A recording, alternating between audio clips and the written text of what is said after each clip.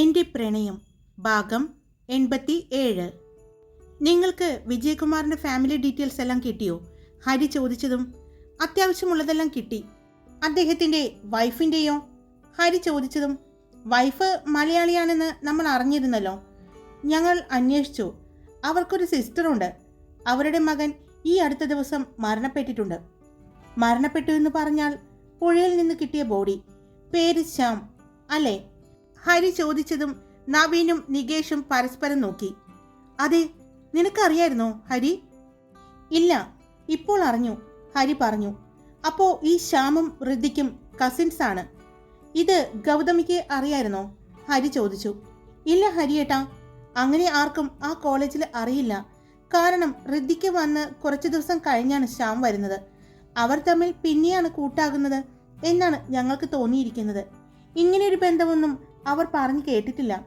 ഇപ്പോൾ ഏട്ടൻ പറഞ്ഞപ്പോഴാണ് ആരോടും സംസാരിക്കാതെയും കൂട്ടുകൂടാതെയും ഇരുന്ന ഋതിക്ക് പെട്ടെന്ന് ശ്യാമുമായിട്ട് കൂട്ടാകുന്നത്.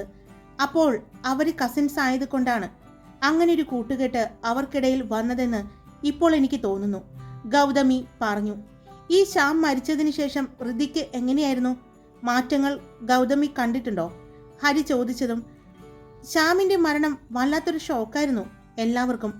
അപ്പോൾ ഞാൻ ആദ്യം ശ്രദ്ധിച്ചത് ഋതിക്കിനെ തന്നെയായിരുന്നു ഏട്ടാ. കാരണം എന്താണെന്ന് വെച്ചാൽ അവർ തമ്മിൽ അത്രയും കൂട്ടായിരുന്നല്ലോ. പെട്ടെന്ന് ശ്യാമിന്റെ മരണം കാരണം ഋതിക്ക് തകർന്നു പോകും എന്നൊക്കെയാണ് അവരുടെ ഫ്രണ്ട്ഷിപ്പ് അറിയാവുന്ന എല്ലാവരും കരുതിയത്. പക്ഷേ ശ്യാം മരിച്ച് ഒരാഴ്ച കഴിഞ്ഞപ്പോഴേക്കും ഋതിക്ക് കോളേജിൽ വന്ന് തുടങ്ങി. അപ്പോൾ ഋതിക്കിലുണ്ടായ മാറ്റമെന്ന് പറയാൻ വീണ്ടും ഒറ്റയ്ക്കായി എന്നുള്ളത് മാത്രമാണ്. ഒരുപാട് ആരോടും സംസാരിക്കാതെ വീണ്ടും ശ്യാം വരുന്നതിന് മുന്നേ എങ്ങനെയായിരുന്നോ അതുപോലെയായി എന്ന് മാത്രമാണ് എനിക്ക് തോന്നിയിരിക്കുന്നത്, ഗൗതമി പറഞ്ഞു. ഇനി മോൾക്ക് എന്തെങ്കിലും പറയാനുണ്ടോ? ഹരി ചോദിച്ചതും അവൾ ഇല്ല എന്ന് പറഞ്ഞു. എന്നാ പിന്നെ പൊന്നു ഗോപിക, നിങ്ങൾ കുറച്ചു നേരം ഇവിടേക്ക് ഒന്ന് കാണിച്ചു കൊടുക്ക് ഗൗതമിക്ക്. ഞങ്ങൾ കുറച്ചു നേരം ഒന്ന് സംസാരിക്കട്ടെ. ഹരി പറഞ്ഞതും പൊന്നുവും ഗോപികയും ഗൗതമിയും അവിടെ നിന്നും എഴുന്നേറ്റ് പോയി. എന്തൊക്കെയാണ് ഹരി ഈ നടക്കുന്നത്? എന്തൊക്കെയാണ് നടക്കുന്നത് എന്ന് ചോദിച്ചാൽ എനിക്കും വ്യക്തമായ പിടിയില്ല. പക്ഷേ ഒരു കാര്യം അറിയാം, അവർ രണ്ടുപേരും വിവാഹം കഴിച്ചിരിക്കുന്നത് അഭയയെയും പാർവണയെയും ആണ്. അവർ പ്രണയിച്ചിരിക്കുന്നത് സത്യമാണ് എന്ന് എനിക്ക് തോന്നുന്നു. പക്ഷേ അതിനിടയിൽ എന്തോ ഒന്ന് സംഭവിച്ചിട്ടുണ്ട്. അത് കണ്ടുപിടിച്ചാൽ ഈ കേസ് അവസാനിപ്പിക്കാം നമുക്ക്. ഹരി പറഞ്ഞതും നീ എന്താ ഉദ്ദേശിക്കുന്നത്? മനസ്സിലായില്ല, നവീൻ പറഞ്ഞു. വേറൊന്നുമല്ല, ഇവർ വിവാഹം കഴിച്ചു. വിവാഹം കഴിഞ്ഞ ആ കുറച്ച് ദിവസങ്ങൾക്കുള്ളിൽ തന്നെ പെൺകുട്ടികൾ മരണപ്പെടുന്നു. അതിൽ വിവാഹം കഴിച്ച ഒരു ചെറുപ്പക്കാരനും മരണപ്പെട്ടിട്ടുണ്ട്. അതിനിടയിൽ എന്തോ ഒരു കാര്യമുണ്ട്. അതാണ് ശ്യാമിൻ്റെയും ഈ 3 പെൺകുട്ടികളുടെയും മരണത്തിന് കാരണം. അപ്പോൾ എങ്ങനെയാണ് ഹരി ആ രണ്ടമ്മമാരും മരിച്ചത്? അവരെങ്ങനെയാണ് റേപ്പ് ചെയ്യപ്പെട്ടത്? ഞാനൊരു കാര്യം ചോദിക്കട്ടെ, ആ അമ്മമാർ റേപ്പ് ചെയ്യപ്പെട്ടു എന്ന് പറയുന്നു, അത് സത്യമാണോ? ആ റിപ്പോർട്ട് നമുക്കൊന്ന് പരിശോധിക്കാം. ആരാണ് പോസ്റ്റ്മോർട്ടം നടത്തിയ ഡോക്ടർമാർ? അതെല്ലാം അതിൻ്റെ ഫുൾ ഡീറ്റെയിൽസ് എനിക്ക് കിട്ടണം. ഹരി, നീ പറയുന്നത് സംശയമാണ്. ഇതൊരു സാധാരണ കൊലപാതകമാണ്. പക്ഷേ അത് കുറെ ക്രിമിനൽസിൻ്റെ തലയിലേക്ക് ചുമത്താൻ വേണ്ടി വളരെ ക്രൂരമായ കൊലപാതകമാക്കി അതിനെ ക്രിയേറ്റ് ചെയ്തതാണ് എന്ന് എനിക്ക് തോന്നുന്നു. നികേഷും നവീനും പരസ്പരം നോക്കി. ഞാൻ കഴിഞ്ഞ ദിവസം ഓർഫനേജിലെ അമ്മയുമായിട്ട് സംസാരിച്ചു. അവർ പറയുന്നത് അന്നവർ മരിക്കാൻ തീരുമാനിച്ചത് അവരുടെ മക്കളുടെ കുറച്ച് മോശമായിട്ടുള്ള ചിത്രങ്ങൾ ആ അമ്മമാർ കണ്ടു എന്നാണ് പറയുന്നത്. അത് കുറച്ച് ആണുങ്ങളുമായിട്ടുള്ള വീഡിയോസ് ആയിരുന്നു. ഒരിക്കലും ആ അമ്മമാർക്ക് അത് വിശ്വസിക്കാൻ പറ്റിയിരുന്നില്ല. പക്ഷേ അന്ന് അവർക്കൊരു ഫോൺ കോൾ വന്നു. ആ വീഡിയോസ് ലീക്ക് ആവാതിരിക്കാൻ അവർ പറയുന്നിടത്തേക്ക് ഇവർ 3 പേരും ചെല്ലണം എന്ന് പറഞ്ഞായിരുന്നു ആ കോള്. ആ വീഡിയോ സോഷ്യൽ മീഡിയയിൽ അപ്ലോഡ് ചെയ്യുമെന്ന് പറഞ്ഞായിരുന്നു ഭീഷണി.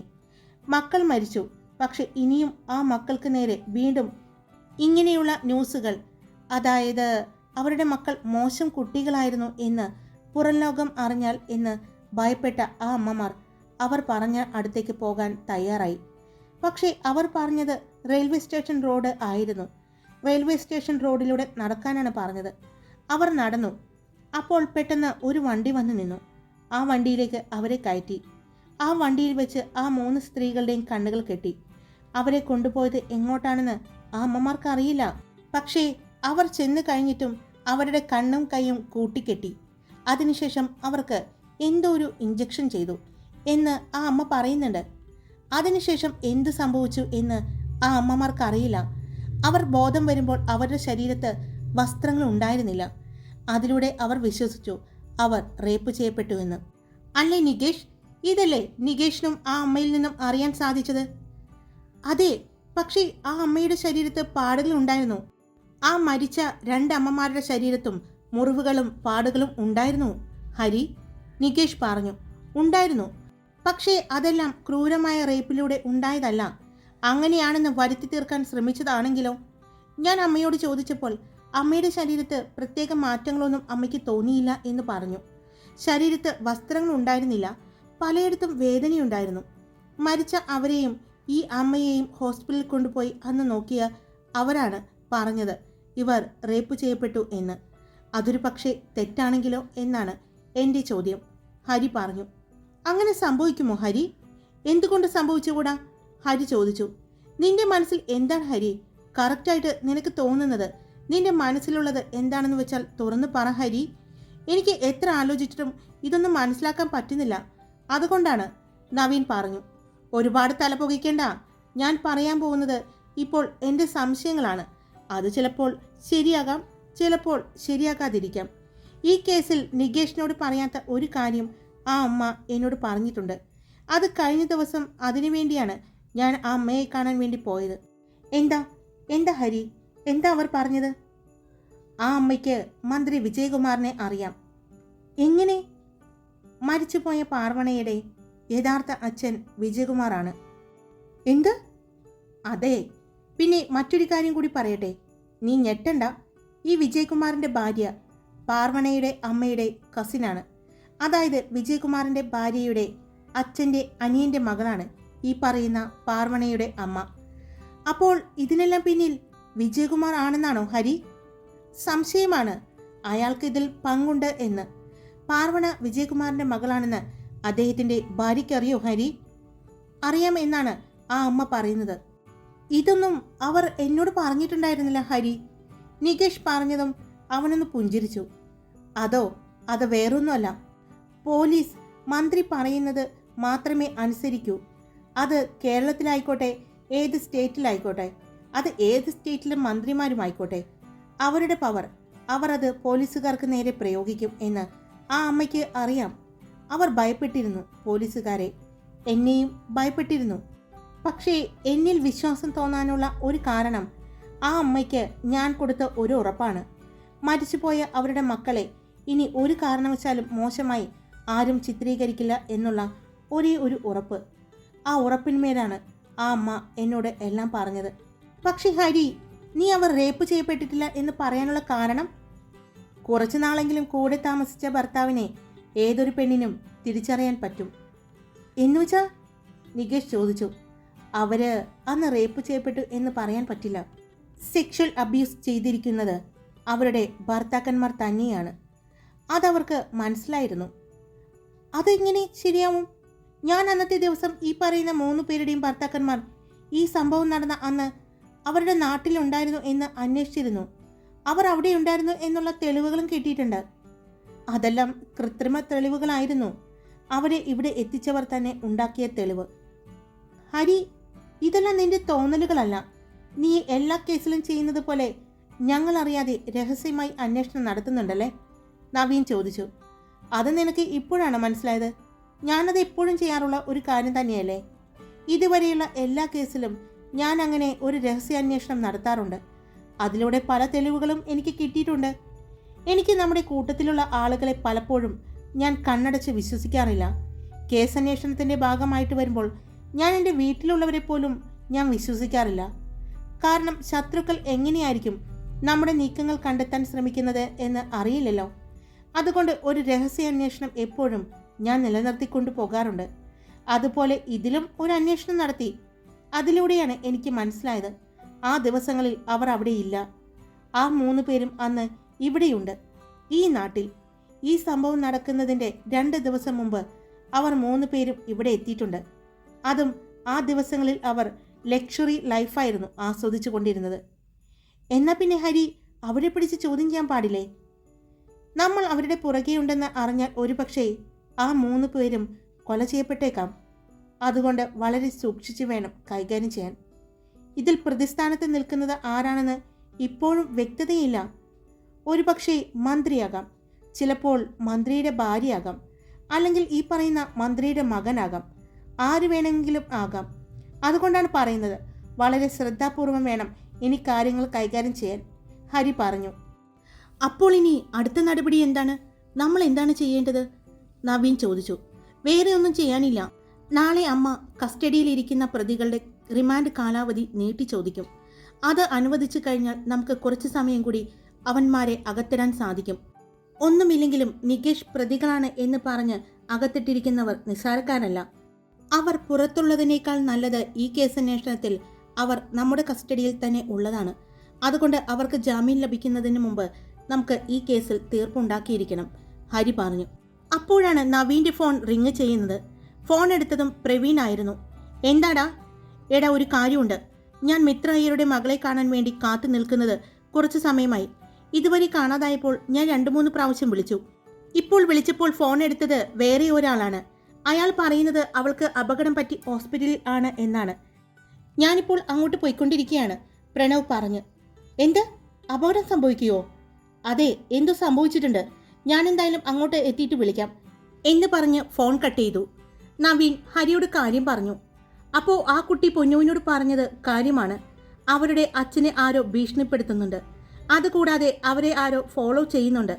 ഇന്ന് പ്രണവുമായി അവർ സംസാരിക്കാൻ പോകുന്നുണ്ടെന്ന് അറിഞ്ഞുകൊണ്ട് മനഃപൂർവ്വം ഇങ്ങനെ ഒരു അപകടം സൃഷ്ടിച്ചത് ആകാം.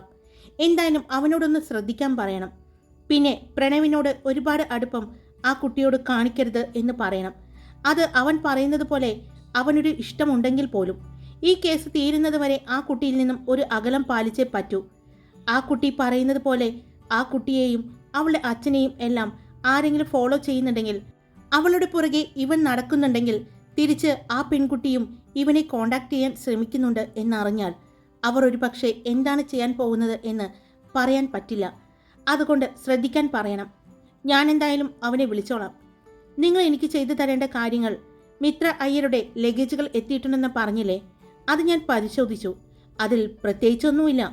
മകൾക്കായി വാങ്ങി വച്ചിരിക്കുന്ന കുറച്ച് ഗിഫ്റ്റുകളും പിന്നെ അവരുടെ കുറച്ച് റെഫറൻസ് ബുക്കുകളും ആർട്ടിക്കിൾസ്, അങ്ങനെ കുറച്ച് കാര്യങ്ങൾ മാത്രമേ ഉണ്ടായിരുന്നുള്ളൂ. അതിൽ വേറെയൊന്നും എനിക്ക് കിട്ടിയില്ല. അവർ സ്റ്റാർ യൂണിവേഴ്സിറ്റിയിൽ ആയിരുന്നു ഏറ്റവും അവസാനം ജോലി ചെയ്തത് എന്ന് അറിഞ്ഞിട്ടുണ്ട്. അവരുമായി ഞാൻ ബന്ധപ്പെട്ടിട്ടുണ്ട്. ഇതിൻ്റെ കൂടെ മിത്ര അയ്യരുടെ ഭർത്താവിനെ ഒന്ന് ഫോളോ ചെയ്യാൻ പറയണം.